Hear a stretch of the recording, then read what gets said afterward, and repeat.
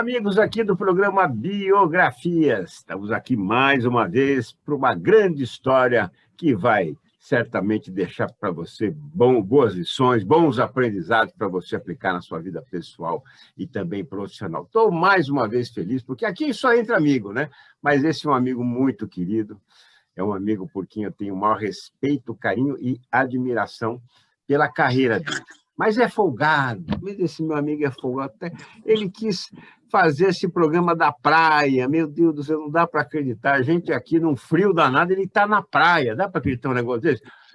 Querido Ricardo Setion, daqui a pouco eu vou apresentar você, mas primeiro, me fala uma coisa, eu vou apresentar de cara já, vai? O jornalista dos mais respeitados, coberturas de guerras, grandes eventos internacionais do esporte, 9 Copas do Mundo, 9 Olimpíadas, poliglota, trabalhou por 16 anos na FIFA, que é a maior entidade do futebol mundial, professor de mestrado em gestão do esporte em faculdades no Brasil e também na Europa, além de consultor de negócio.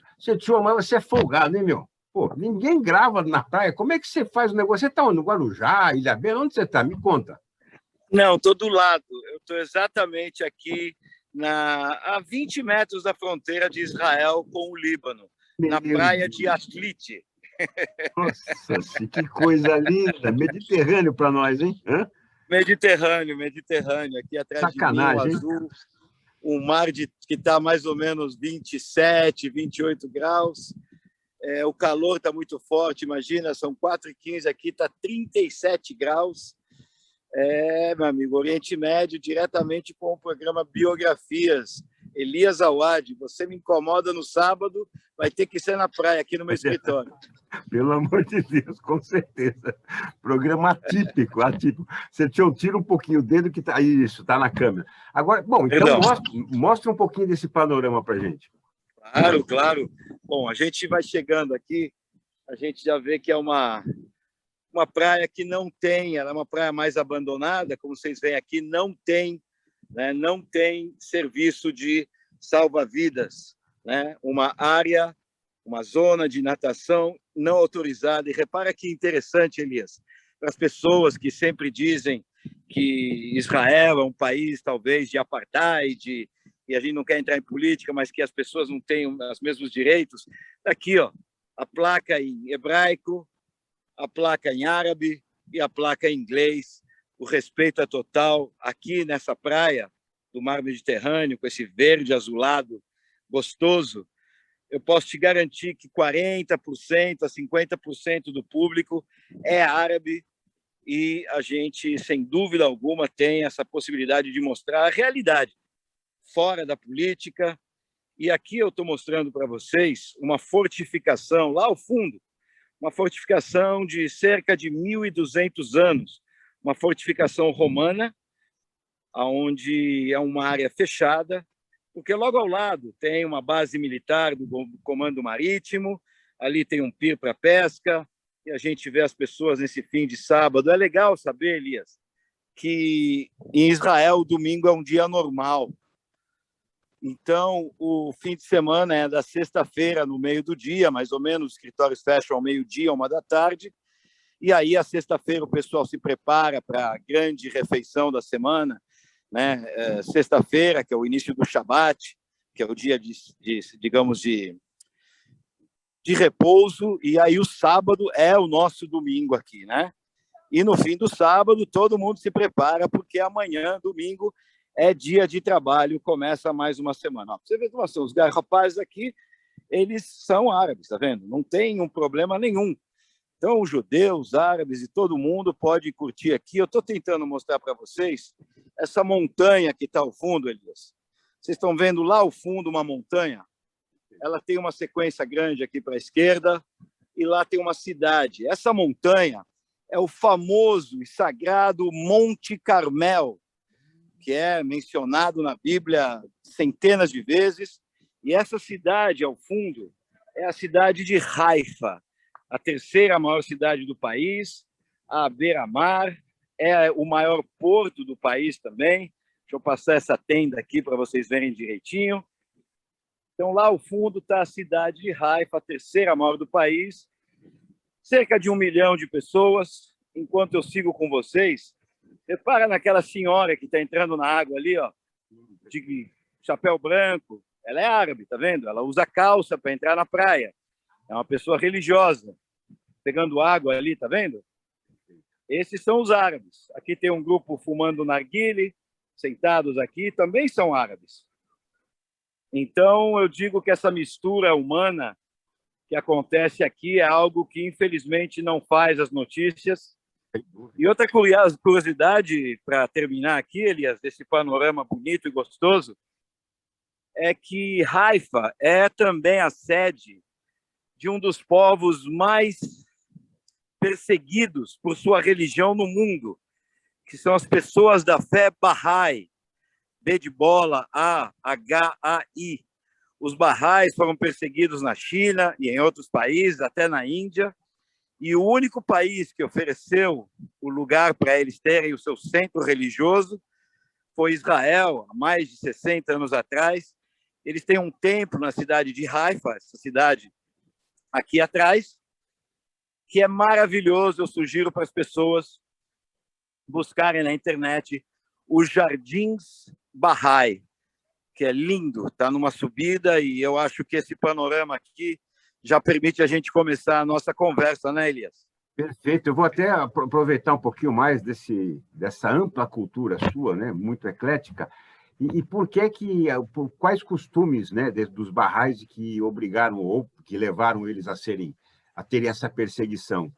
Setión? Olha, como você sabe, a China persegue também os membros da etnia uigur, que tem uma ascendência muçulmana. Existem os tibetanos, como vocês também sabem, que passam um aperto muito grande nas mãos das autoridades chinesas. Os Bahá'ís também tiveram esse problema entre Índia e China, porque não são a religião mais popular, não são uma religião que tem a ver com as elites e com o pessoal que governa, e eles foram perseguidos. Eles não sofreram massacres ou violência muito grande, mas não tinham onde exercer esse módulo religioso deles. É claro que nós temos pouco conhecimento, porque é uma fé pessoal de um grupo fechado, mas aqui em Israel eles mesmos denominam como o centro religioso mundial. E, aliás, Elias, no Brasil tem Bahá'í, tem pessoas que são parte da fé Bahá'í. Outro detalhe legal que tem aqui, quando a gente fala de árabe, a gente tem que lembrar que árabe e muçulmano são dois mundos diferentes. Eu espero que as ondas aqui não estejam fazendo muito barulho. Não, fique tranquilo. Mas quando a gente fala de árabe, são as pessoas de uma certa nacionalidade e tipologia geográfica, toda a Península Arábica e Oriente Médio. Ou seja, você tem uma pessoa que ela pode ser árabe de nacionalidade, por uma região geográfica, mas ela pode ser cristã, como são os libaneses cristãos. Você sabe muito bem, a família Awad são árabes cristãos, como você e tua família. Nós temos árabes muçulmanos, obviamente, e nós temos, para a surpresa de muitos, árabes de origem judaica. A minha mãe é árabe, ela nasceu no Egito. Nós temos judeus marroquinos, argelinos, tunisianos, libaneses, sírios, família Safra líbios. Também, né? Eles são árabes. Desculpa, os Safra eram vizinhos do meu pai, em Brumana. Tá vendo? Tá vendo? Exatamente. Isso é uma coisa importante das pessoas entenderem, e é muito legal que você falou, que o árabe ele é uma região, é uma nacionalidade, no sentido não de país, mas de região geográfica, um pertencimento a uma área do mundo. Então, como eu disse, a minha mãe é árabe, de origem judaica, a religião dela. E o muçulmano, ele é sim uma religião. Então, você tem, por exemplo, um fato que muita gente nem sequer se dá conta, mas o país mais muçulmano do mundo, de religião islâmica mais popular do mundo, mais populoso, desculpa, não é nenhum país árabe. Olha que interessante. Verdade. É a Indonésia, é um país na Ásia que tem 305 milhões de pessoas e é o país mais populado por pessoas de religião muçulmana. E todo esse prefácio que eu estou fazendo é para dizer para vocês que, além dos barrais, além dos árabes cristãos, além dos que tem muito aqui, além dos árabes muçulmanos, a gente não fala de palestinos ou israelenses, sim de árabes. Agora, existe outra fé aqui em Israel, que se divide entre Líbano, Síria e Israel, na maioria, que são os drusos, com D de dado. Drusos. Os drusos são uma fé que tem uma origem distante ligada ao islamismo, mas ai de você de dizer a eles que eles são muçulmanos. Eles são árabes de origem drusa. É uma religião que mantém um certo nível de segredo, mas eles vivem, como eu disse, no Líbano, na Síria e aqui em Israel, e eles têm uma conotação fantástica, Elias, que é o fato deles serem fiéis até a morte ao governo do país onde eles residem. Para que você tenha ideia, aqui no norte de Israel, onde eu estou agora, com a cidade de Haifa ao fundo, que eu estou mostrando para vocês, e o Monte Carmel, a população drusa em Israel é de cerca de 300 mil cidadãos. Eles têm 2 cemitérios militares, porque os drusos daqui, cerca de 70%, prestam o serviço militar. E são hoje cerca de 1.600 aqueles que perderam a vida em combates ou defendendo o Estado onde eles, árabes drusos, uma fé que nasceu no islamismo, mas que é totalmente especial do jeito deles, e eles têm o uniforme, eles recebem armas, são oficiais, e a semana passada, Israel, que está tentando lutar contra uma nova onda de coronavírus, conseguiu o grande sucesso de ser um país onde hoje ninguém usa máscara, no exterior, pelo menos, fora, nas regiões abertas, porque foi criado um cargo chamado Coordenador Geral Nacional de Combate ao Coronavírus. Esse cargo foi estabelecido em maio do ano passado. Os 2 primeiros chefes desta unidade de combate ao coronavírus, que coordenava todos os hospitais, coordenava todo o processo de vacinação, todas as quarentenas, todas as proibições, pessoas que recebiam multas se não usassem máscaras, enfim, 2 israelenses. E a semana passada, o professor Zalman Sharka, ele que é druso, não judeu, foi nomeado chefe do controle, do combate contra o coronavírus.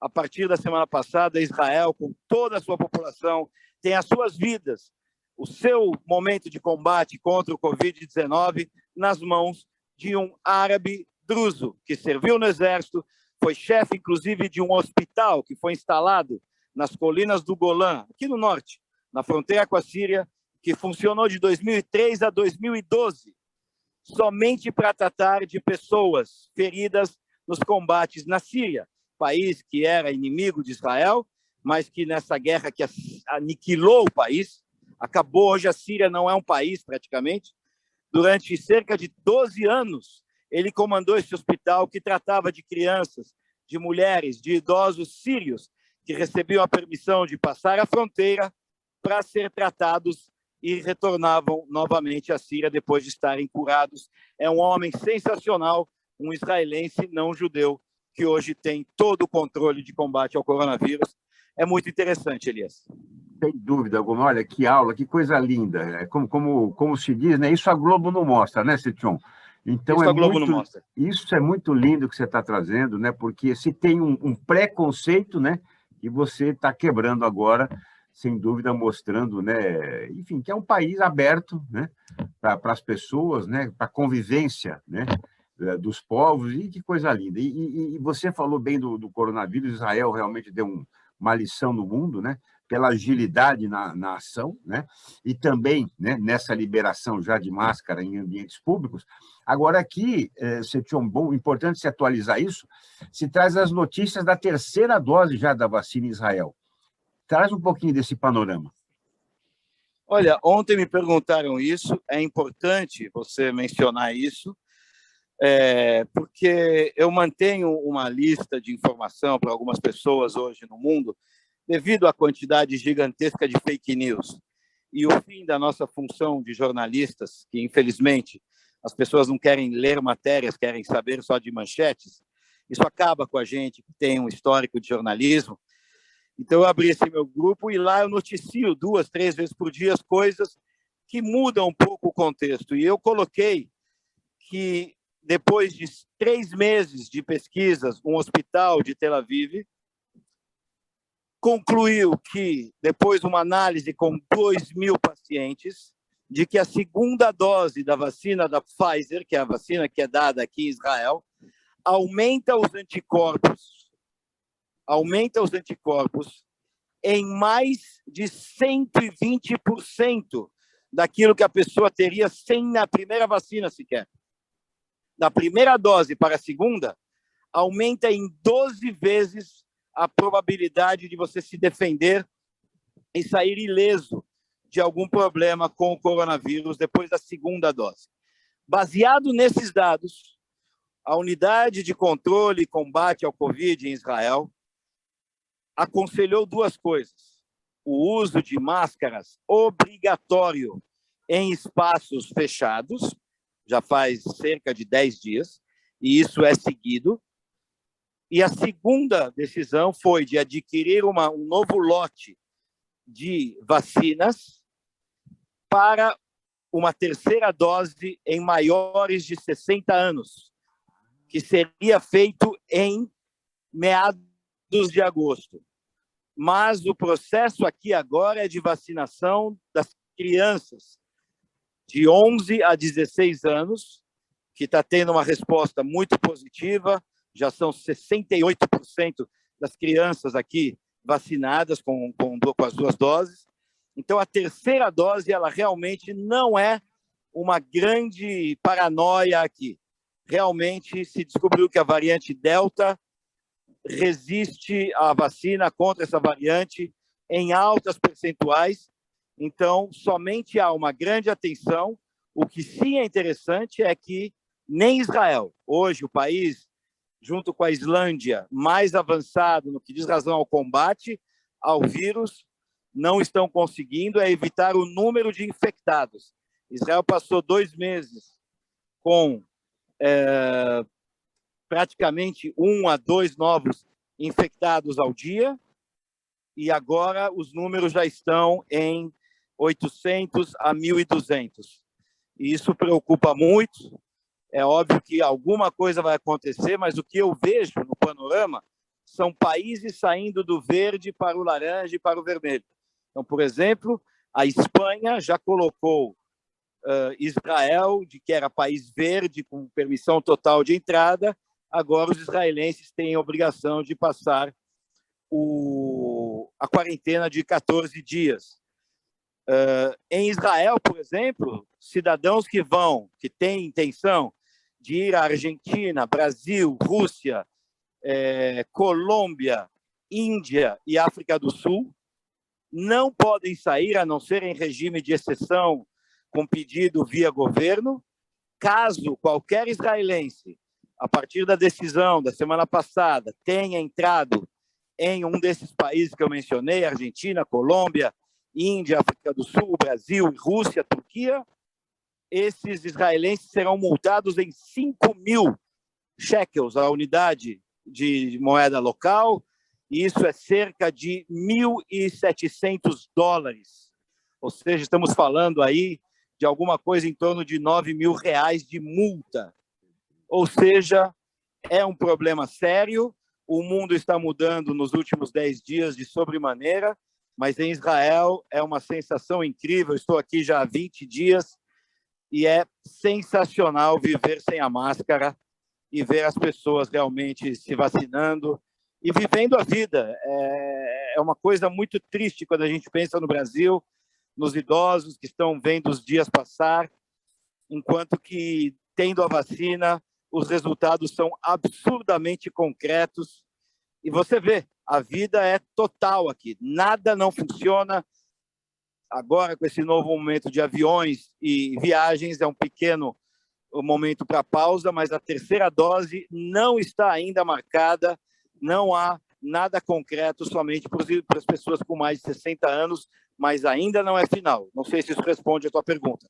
Ah, com certeza. Olha, eu vou agora reapresentar aqui o nosso querido Ricardo Setión. Setión, enquanto você... Agora queremos ver você, então se posiciona aí para voltar para o vídeo, né? Nós estamos recebendo hoje, com muito orgulho, com muita alegria, o Ricardo Setión, jornalista dos mais respeitados, cobertura de guerras, grandes eventos internacionais, como eu disse, 9 Copas, 9 Olimpíadas, poliglota, trabalhou por 16 anos na FIFA, é professor de mestrado em gestão do esporte em faculdades no Brasil e na Europa, além de consultor de negócios, e principalmente está falando diretamente de Israel, de uma praia de Israel, trazendo esse panorama do país que, sem dúvida alguma, deu uma lição para o mundo de combate, né, ao coronavírus e de respeito ao ser humano, e traz agora também essa importante informação, né, que lá começa a vacinação, né, das crianças, né, e principalmente se estuda a terceira dose em pessoas acima de 60 anos. Agora, Setión, nosso querido irmão, né, Mário Weissmann, tinha me falado de um jogo que vai acontecer aí,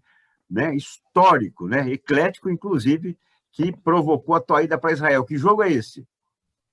Bom, em primeiro lugar, eu vou te pedir a permissão claro, se você puder me dar, com essa placa aqui, ó, essa placa aqui, que diz, em hebraico, boa viagem, shalom, até breve, em árabe, salam, e vamos nos ver novamente. Shalom, a palavra mais comum aqui. Eu vou pedir para você a permissão de ir no carro, porque a careca está queimando. Com todo respeito ao programa de Biografias, o ar-condicionado do carro está me chamando. Então, não, volta para lá. Vou te respondendo até lá, se você me der essa permissão, porque realmente 38 graus na cuca está complicado. Então, olha, enquanto você vai para lá, para depois falar com calma desse jogo, eu falei de poliglota. Quantos idiomas você fala, Setión? Olha, é uma coisa que a gente sempre...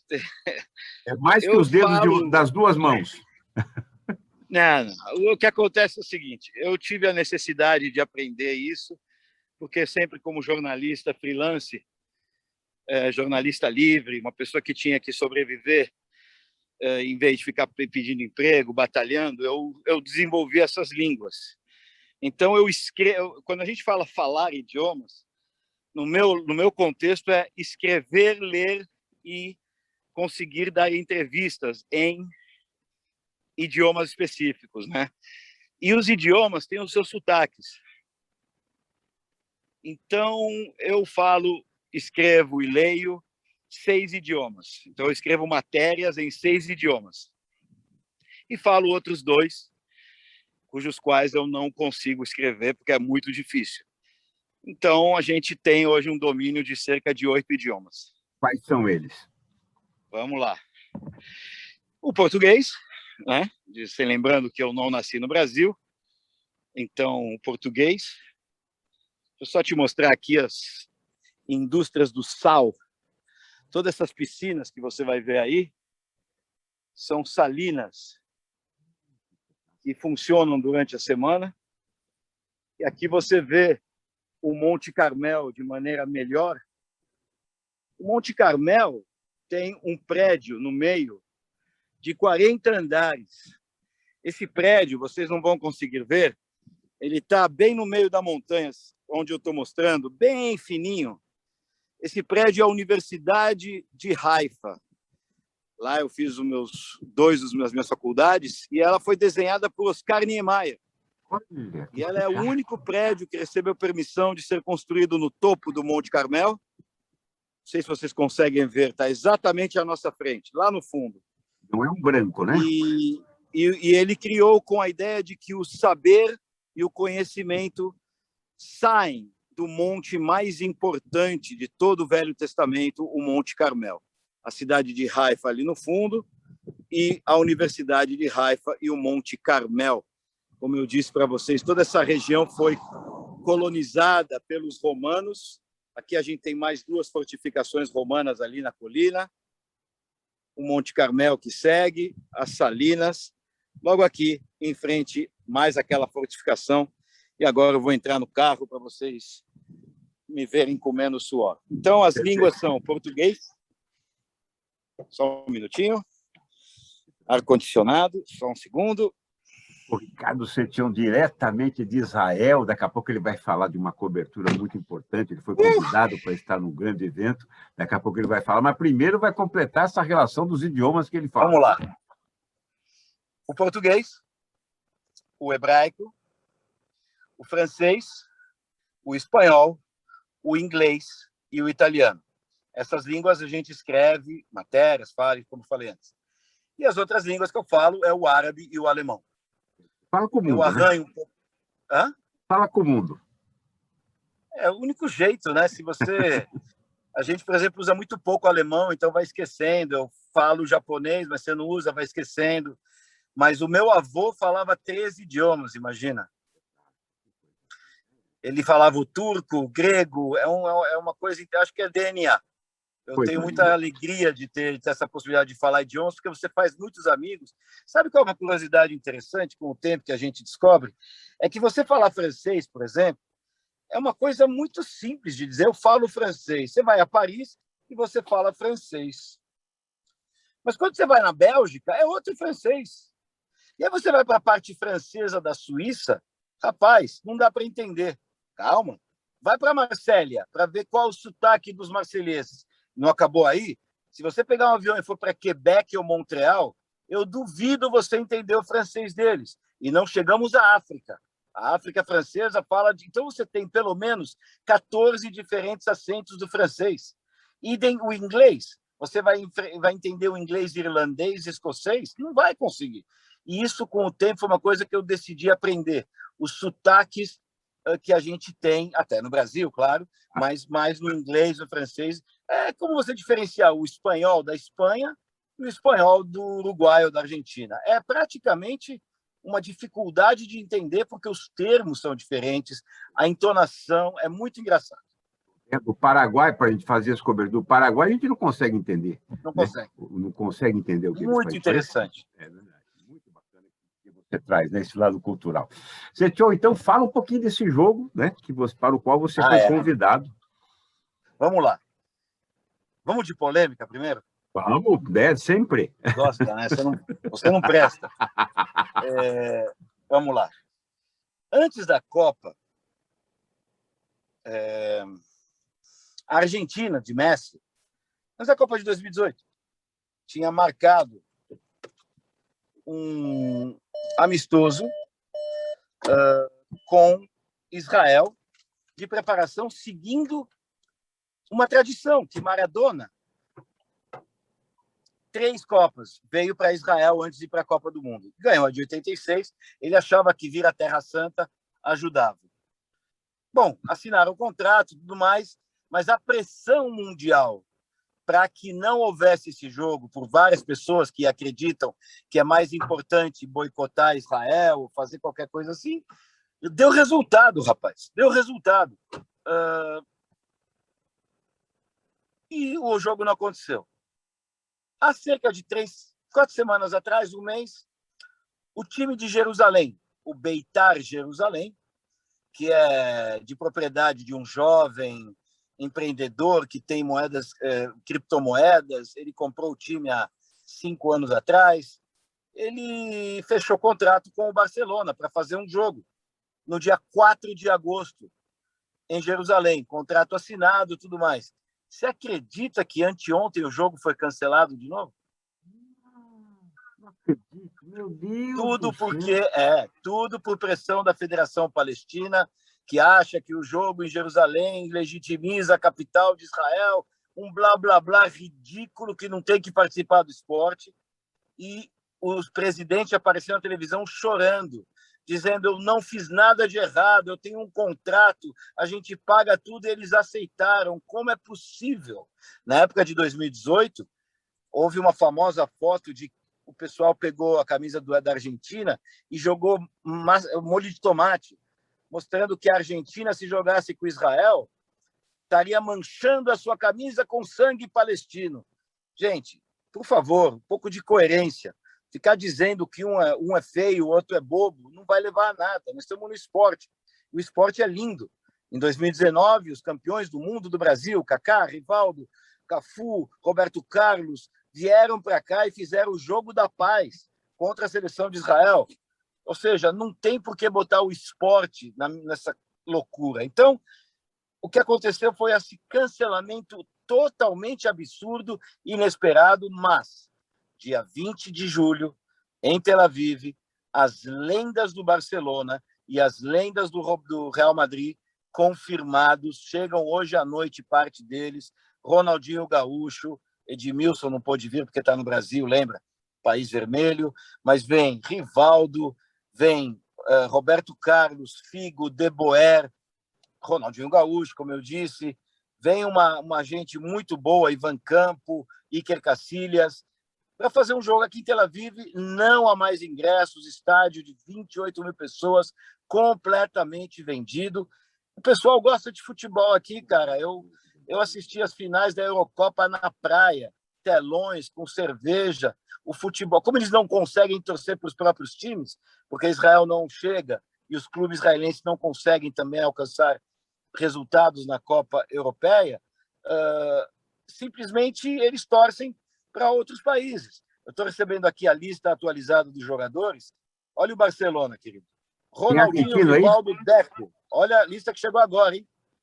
Ronaldinho, Rivaldo, Deco. Saviola, Dani Garcia, Ronaldo De Boer, Guillermo Amor e Mendieta são os principais do Barcelona. Do Real Madrid, os principais são Figo, Roberto Carlos, Ivan Campo, Amavisca, Victor Sanches, o Iker Casillas, e o Pizarro e o Munitis, ou seja, titulares, e talvez o Michael Owen também estejam. Está sendo chamado de El Clássico, e hoje, nesse instante, sobram 10% de ingressos somente para esse jogo em Tel Aviv. É muito legal. Eu fui convidado com muito carinho pelo pessoal que está organizando, que são brasileiros.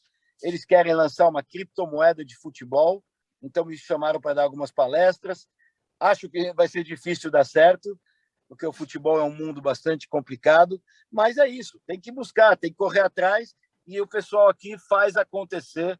Eu acho isso muito legal. Não sei se você sabe, a semana retrasada, o Catar, o país que vai organizar a Copa do Mundo, assinou um contrato com a FIFA dizendo que qualquer cidadão, inclusive aqueles de países que não há relações diplomáticas, como Israel, terá a liberdade de entrar caso tiver ingressos para a Copa do Mundo. Isso é muito legal. Que coisa linda, coisa linda. Esse jogo especificamente, como eu falei, nosso querido irmão Mário Vaz não tinha me falado desse jogo, e agora você traz com realismo tudo isso. E você falou, o esporte, ele une realmente os povos, mesmo que os governos estejam, né, num outro patamar. E eu me lembro, em 98, eu cobri Estados Unidos e Irã, eu até brincava, eu falei, eu sei que eu vou para essa cobertura, não sei se eu volto, né? E, olha, foi uma das coberturas mais emocionantes que eu fiz na minha vida, claro, pelo evento e tudo, mas porque eu peguei um jogo de futebol entre iranianos e norte-americanos, né? Enfim, em plena guerra. Em plena guerra, se deliciando ali, enfim, né? Ou seja, a bola, né? O esporte une os povos. Você tinha 9 Copas, 9 Olimpíadas, difícil trazer um momento, mas talvez assim, mais Copa e mais Olimpíada. Qual é o grande evento do esporte e o que é que lhe marcou, principalmente nessas coberturas? Você não presta, né? O que me preocupa é que você me conhece bem, né? Quando você fala isso. Poxa, como é que eu vou separar o momento onde eu conheci o Pelé e depois de uma Copa o Pelé me chama pelo meu nome, ele lembrou do meu nome? Ou o momento onde eu vesti um terno da FIFA para ser chefe de imprensa mundial numa Copa do Mundo, ou talvez a chegada do Ronaldo Fenômeno do hospital 48 minutos antes do início do jogo, quando a lista da seleção estava fechada e a gente teve que falar com o presidente para que ele recebesse permissão, e o Ronaldo jogou e a gente perdeu a Copa, e eu com o terno e a gravata, Yves Saint Laurent no Stade de France, vendo o Zidane marcar gol depois de gol e não podendo falar nada. E Posso te falar uma coisa? Posso te falar uma coisa? Eu estava na arquibancada, porque depois, né, fui cobrir essa Copa, e fiquei extremamente honrado, emocionado, né, vendo você ao lado ali, né, de como você está falando de terno e gravata, ao lado do banco, né, do Brasil. Eu falei, meu Deus do céu, que coisa linda, né? Que orgulho, né? Ter o Setion ali, né? Com tudo que ele representa. Ou seja, é uma conquista tua, né? Mas confesso para você que fiquei muito orgulhoso de vê-lo ali no gramado. Olha, então, é que eu digo, como é que eu vou separar um momento assim, ou segurar o pódio onde o Cafu pediu para subir, para mostrar a camisa do Jardim Irene em Yokohama, no Japão, em 2002, ou quando eu, na última hora, fui chamado para ser o diretor de comunicação da Olimpíada do Rio, da Vila Olímpica, onde os atletas dormem. É difícil dizer. O que eu posso te dizer somente é que eu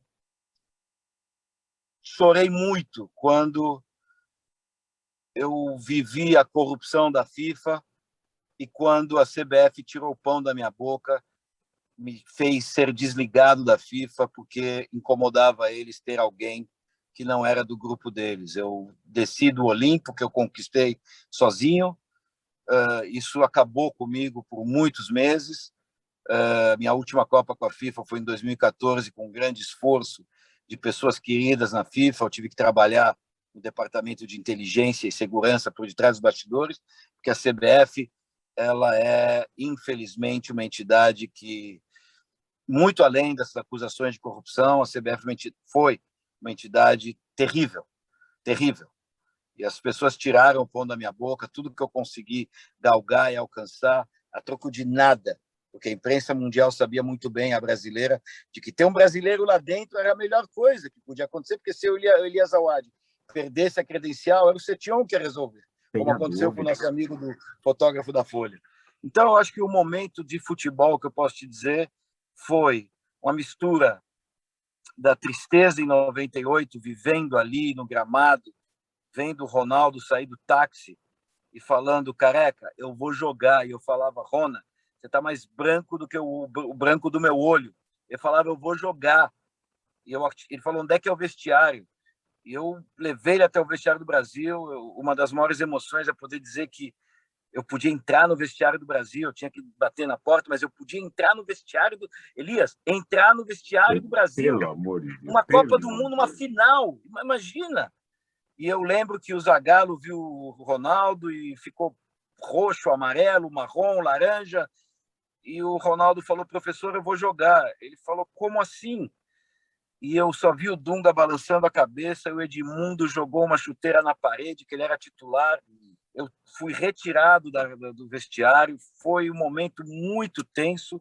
Eu lembro que a seleção entrou novamente em campo com as mãos dadas, e pela primeira vez o Cafu e o Aldair, perdão, o Cafu e o Kaká não me pediram chiclete, eles pediam chiclete para mim, e eu vi ali a seleção já derrotada. A seleção parecia um copo trincado. Não ia ganhar nunca aquele jogo. Você falou que eu não presto, eu vou reforçar isso, então. A informação que eu tenho é que o pau comeu no vestiário, né? Dunga, Leonardo, é o que eu sei, né? É isso mesmo? Eu só vou te dar uma cena, porque eu acho que a gente não tem direito de transmitir coisas particulares, privadas, para fora. Mas eu acho que, mais uma vez, o grande e o muito pouco reconhecido Zico, que era coordenador técnico, mostrou mais uma vez por que ele é um senhor. Foi o único que chegou no Dr. Lídio e colocou as mãos nele e falou, doutor, se acontecer alguma coisa com o menino, eu pessoalmente vou tomá-lo como responsável. O único que falou que o Ronaldo tinha passado um trauma fortíssimo e ele não podia ser submetido a um esforço físico de alto desempenho como é uma final. Tanto que quando o Ronaldo se choca com o Barthez, o goleiro, e ele fica no chão por 4 a 6 segundos, o time está desesperado, achando que o Ronaldo teve de novo um piripaque. Então, é muito grave tudo isso. Vou te dizer, a gente é só pentacampeão porque a gente é muito bom de bola. Porque, de resto, a gente não tem merecimento. E eu vou te dizer, é dramático viver o amor que o Brasil tem, um treino da Seleção Brasileira em 98, um treino. Tinha 3.500 jornalistas, um treino. Então, isso com a alegria de 2002, onde, para minha surpresa, eu fui chamado logo depois do jogo por um dos assessores da CBF, me dizendo se eu queria voltar ao Brasil com a seleção. Eu não acreditei, achava que era trote.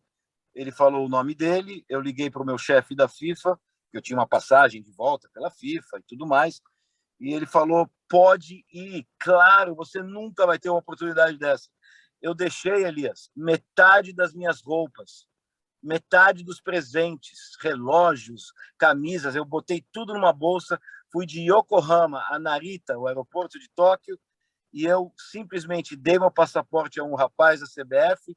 30 minutos depois eu estava dentro do avião com o Cafu, com o Roberto Carlos, com o Denilson, e esses sem vergonhas, quando eu dormi no momento lá, eles assinaram toda a minha blusa que eu estava dormindo, e eu fiquei muito amigo do Rogério Ceni nessa Copa, ouvi todos os lamentos dele, de ele não ter jogado, fiquei muito próximo de alguns atletas, vi a mala da Copa do Mundo servir de apoio para pernas de um ou dois dirigentes na executiva, e realmente você vê que o Brasil tem muito a crescer, muito a melhorar, e nós temos pessoas que podem fazer isso, mas eles não deixam. Eles não deixam. Infelizmente, estamos vivendo agora um momento terrível da CBF aqui, pelo amor de Deus, momento, né, com acusações de raciais, né? Uma coisa assim que não dá para acreditar, infelizmente, em relação ao presidente. Você tinha outra cobertura incrível que você também, né? Você se especializou em Fórmula 1, cobriu, infelizmente, né, um momento trágico, né, do falecimento do Ayrton Senna também. Depois eu quero que você traga um pouco desse momento, mas também sobre cobertura de guerra, que eu imagino que isso deva ser, talvez, né, com imagens difíceis de a gente conseguir apagar um dia, porque eu biografei 3 grandes empreendedores que passaram pela Segunda Guerra Mundial. E, sem dúvida alguma, o momento maior da emoção deles, né, ainda estava focado às imagens que eles traziam. Então, eu queria que você falasse um pouquinho sobre essa cobertura da Fórmula 1, do falecimento do Senna, e também depois em relação à cobertura de guerras. Eu vou começar com a guerra, se você me permite. Eu tenho que primeiro agradecer a 2 fatores importantes, 2 representações importantes. Uma é o Rabino, né, o Rabinovich, o jornalista Rabino, esqueci o primeiro nome dele agora, o jornalista do Jornal da Tarde, Rabinovich, e do Estadão, e a Rádio Jovem Pan. Porque na guerra do Iraque, eu vim novamente como freelancer.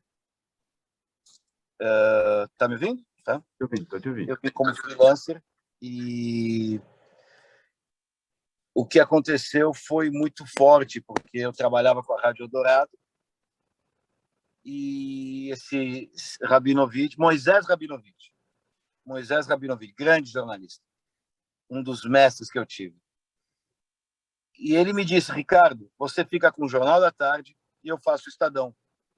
De uma bondade, porque ele tinha tudo para si. E nós cobrimos a guerra até o momento que nós nos separamos.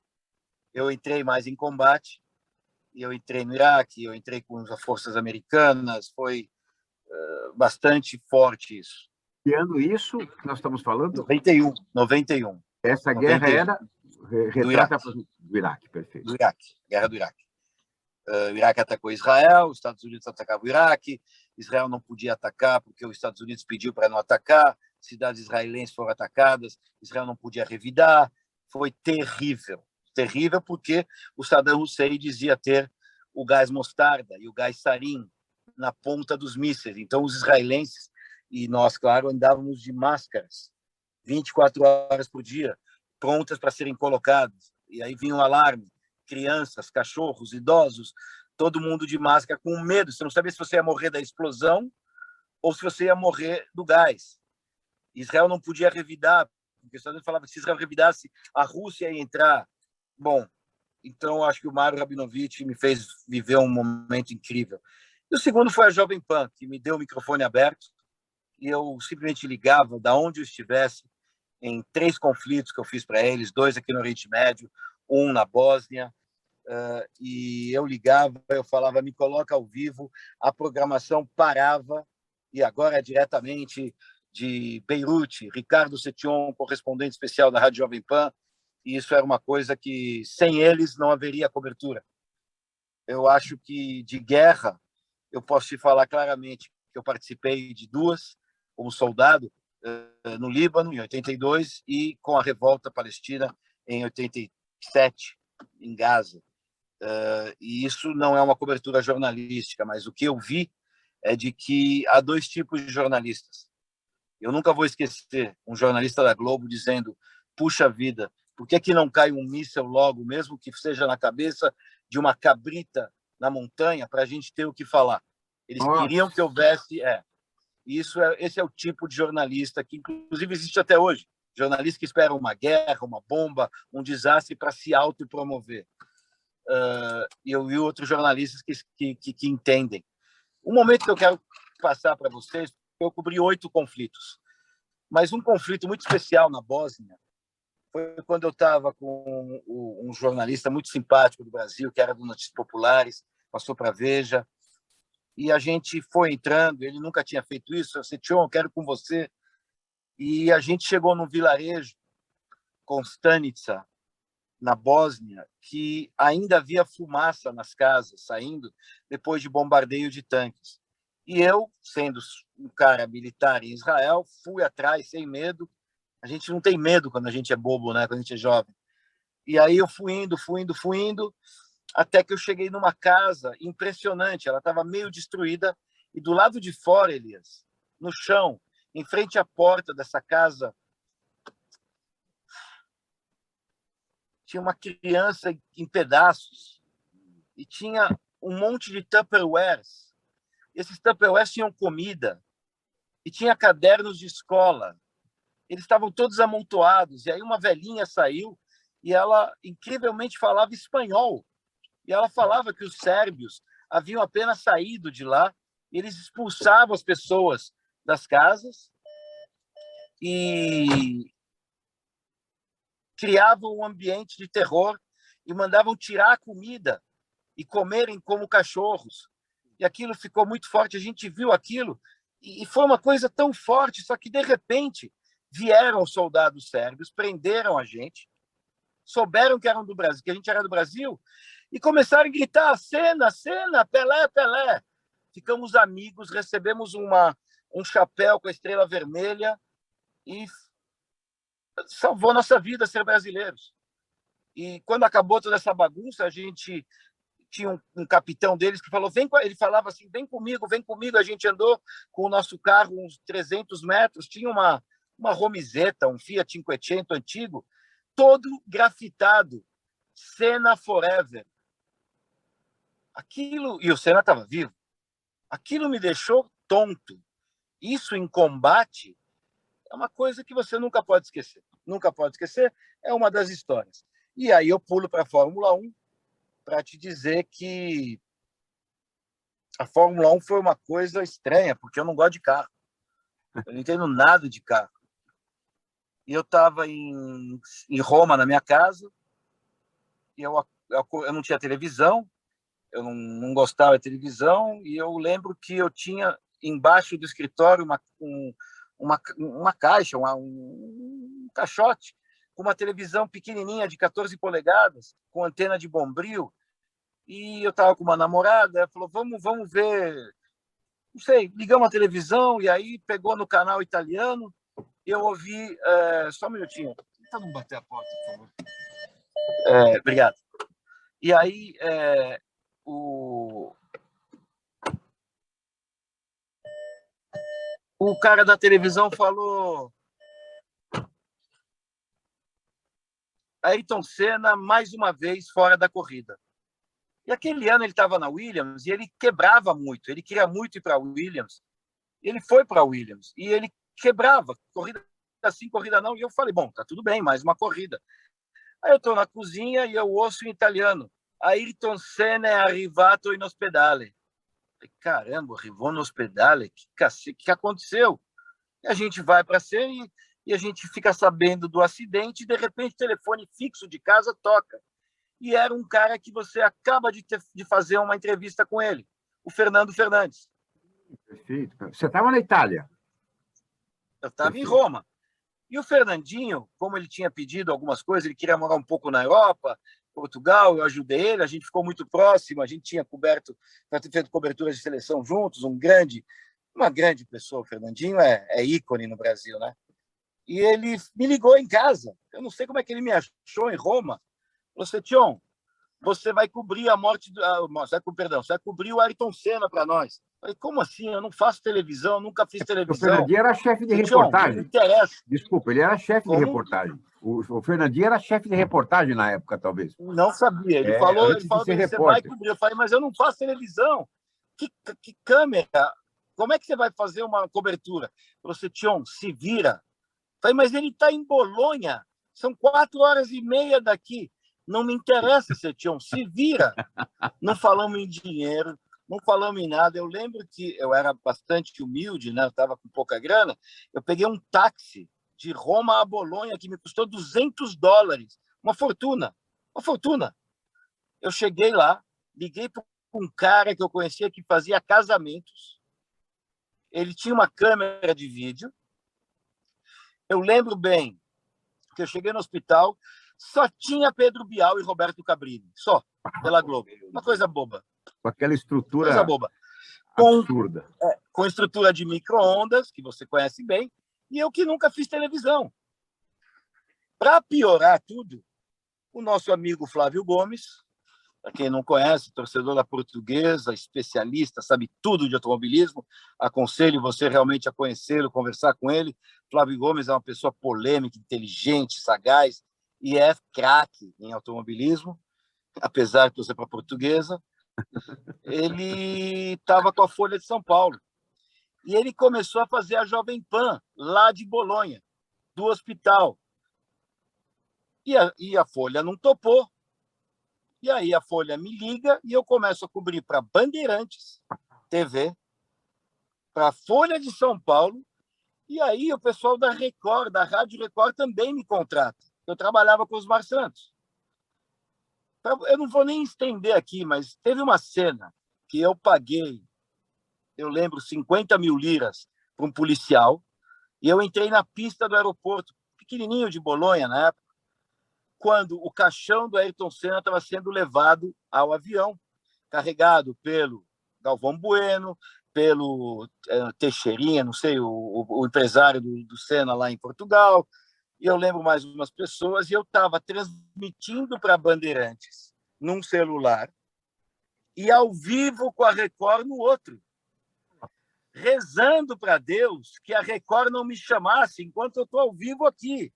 Então, eu fazia ao vivo aqui, Elia Júnior, tinha mais aquela apresentadora que eu não lembro da Bandeirantes, e eu em prantos, chorando, o Ayrton Senna sendo levado na sua última viagem, e aí eu falava, bom, então, daqui a pouco a gente volta com o Ricardo da pista do avião. Deixa eu ver o Ricardo Setião, Rede Record, Rádio Record, diretamente de Bolonha. E assim foi durante 20 minutos, graças a Deus, não teve concomitância, mas foi muito forte a cobertura do Ayrton Senna, foi ao vivo, a gente trouxe 4 furos de reportagem para a Folha de São Paulo, que foi o padre que deu a extrema-unção no Ayrton Senna, foi a menina, que foi a primeira paramédica que chegou no Ayrton Senna, ainda no chão, com ele vivo, dizendo que o sonho dela era casar com um homem que tivesse as qualidades do Ayrton Senna, com a diretora médica que simplesmente decretou a morte dele, e, obviamente, a mais importante de todas foi da equipe médica que tratou ele. Depois todo mundo saiu para frente do hospital, eu fui por trás, entrei, conversei com os 4 médicos e disseram que o Senna lutou como um leão até o fim. Essa frase ficou... Eu voltei para casa, obviamente, destruído, achando que a Bandeirantes ia me dar $90 mil de pagamento, não me deu, e que eu iria continuar com a Bandeirantes, não continuei, mas houve uma grande surpresa que um grande amigo nosso me chamou, eu tive 2 ligações me oferecendo para fazer a Fórmula 1, e eu falei, mas como Fórmula 1? Não, você vai fazer a Fórmula 1 por rádio, e era o irmão do Santos, né? O Odinei Edson, e foi muito interessante porque eu fazia a Fórmula 1 como futebol. Já que eu não entendia de carro, eu começava a fazer loucuras. Eu entrevistava o Mister Bean, eu fazia o Phil Collins cantar Nacional. Happy Birthday, Feliz Aniversário para o Rubinho. Eu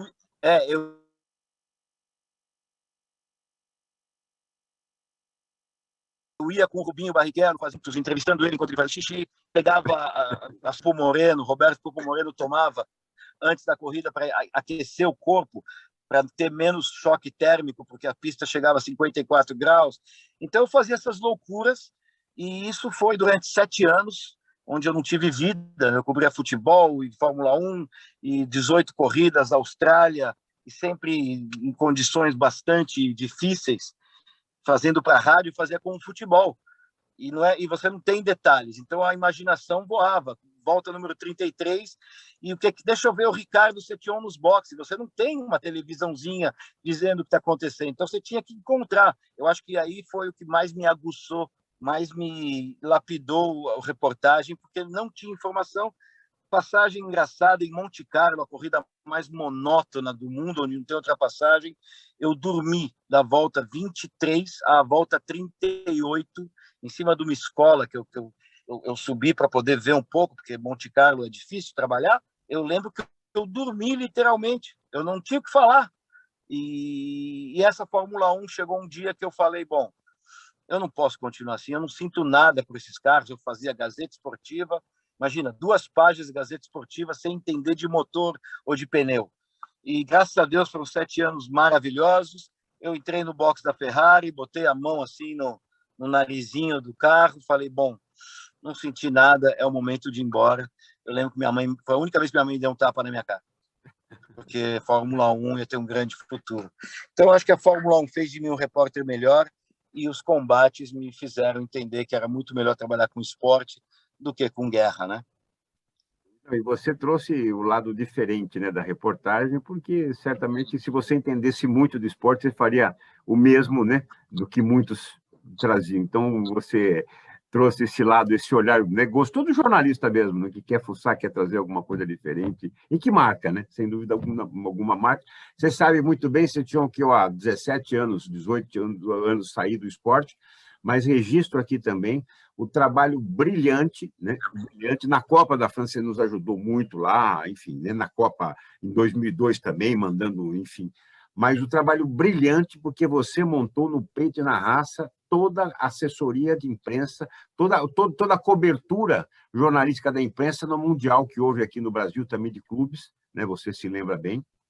Foi você que montou aquilo, me ajudou 2000. muito, né? Me ajudou muito ali, ajudou como um profissional, né? Enfim, né?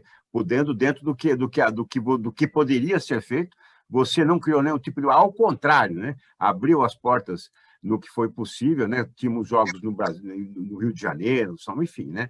Foi uma cobertura espetacular, e parabéns porque você montou um centro de imprensa, né? De realmente que merece aplausos. Parabéns pela tua história. Setor, não dá para contar a tua biografia num programa só, né? Então, nós vamos ter que parar por aqui, né? E já deixa o volume 2 aí um pouco mais adiante. Quero agradecer demais a tua participação aqui, né? Trazendo esse lado cultural aí de Israel, onde você está, da tua história, da tua cobertura, enfim, que é passível de admiração, de respeito e de muitos aplausos. Olha, saudades quando vier para cá, vamos nos encontrar. Uma delícia ter você aqui no Biografia. Setion, deixa uma mensagem para quem está nos acompanhando aqui.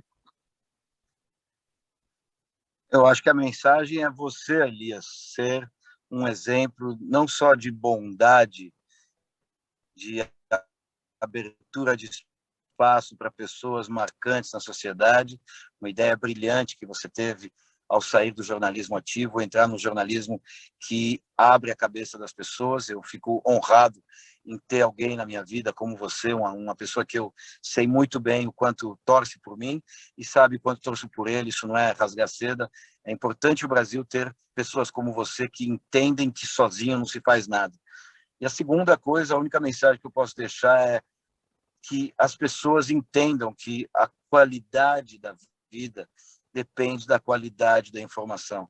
E a qualidade da informação não está em se alimentar de manchetes. não se informe com manchetes. Faça um esforço para ler um conteúdo e entender o processo com começo, meio e fim.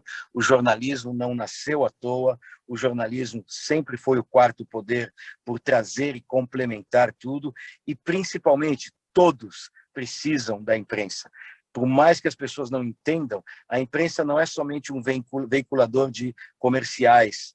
A imprensa cria imagem, traz melhoria e principalmente informa os nossos filhos, os nossos pais, e traz principalmente uma qualidade de conhecimento. Infelizmente, a maioria das pessoas está esquecendo de que o Brasil cada vez menos se lê um jornal, não há mais jornais. Você tem noção, o Brasil é a potência da América do Sul e nós não temos um jornal sequer esportivo. No Peru tem 4 jornais esportivos, nós não temos um. Então, eu só acho que nós não vamos mudar isso, infelizmente, mas que cada um tente, a ouvir uma notícia, buscar outras fontes, porque o Brasil é o país que mais tem espaço para mudanças. Nenhum país no mundo tem o potencial de matérias-primas, de poderio, de qualidade humana, como tem o Brasil, e o espaço. O mundo está complicado, o mundo está estressado, o Brasil tem a qualidade humana, como eu falei, o sol, a praia, a cabeça boa, o coração gigante, mas se a gente somente ficar nessa questão emocional, o Brasil vai acabar muito mal. Eu espero que as pessoas tenham essa dedicação de 5 a 10 minutos por dia de ler um pouco mais, saber mais, questionar mais, e nós não vamos morrer por enquanto. Nós temos aqui Elias, Fernandinho, todos os jornalistas que querem e dão informação, basta você ir um pouco além da manchete. Elias, que honra você ter me recebido, que honra poder mostrar um pouco daquilo que eu estou vivendo para o Brasil. Faz muita falta o microfone, faz muita falta um canal para trazer informações, e você me deu aí 1 hora de muito prazer e um agradecimento sincero, realmente, para você e para o nosso amigo Mário Weissmann, que está aqui em Israel, que merece também por ter sempre nos aproximado, eu e você. Eu desejo saúde para você, continuar com esse programa tão bonito, tão importante, para cada um que vê, que assiste. Espero que saiba tirar os extratos, os pedaços, o máximo para melhorar a vida, porque hoje em dia nós temos muita qualidade aí à disposição e você é um canal de informação. Habib Chayuni, você que nos presenteou com essa hora, né, de informação, desse papo delicioso, trazendo um pouco, né, dessa cultura de Israel, onde você está nesse momento. E estamos aqui aberto, o canal é nosso, né? Com certeza é seu, é de quem nos acompanha, está aqui para ser um elo de informação. Lehaim, ó, toca aqui. Lehaim, para você, pela vida, estamos juntos. Espero você aqui no Brasil. Beijo carinhoso, Setchon, se cuida. Shalom, shalom. Obrigado, Shalom. paz para todos. Tudo de bom. Fica com Deus. Amém, Tchau. amém. Esse nosso querido Ricardo Setchon, um dos jornalistas mais respeitados que nós temos aqui no Brasil, poliglota, trabalhou 16 anos na FIFA, é professor de mestrado em gestão de esporte em faculdades do Brasil, na Europa, 9 coberturas de Copas do Mundo e de Olimpíadas, e também consultor de negócios aqui conosco no Biografias. Pessoal, obrigado pela companhia e até o próximo programa. Tchau, tchau.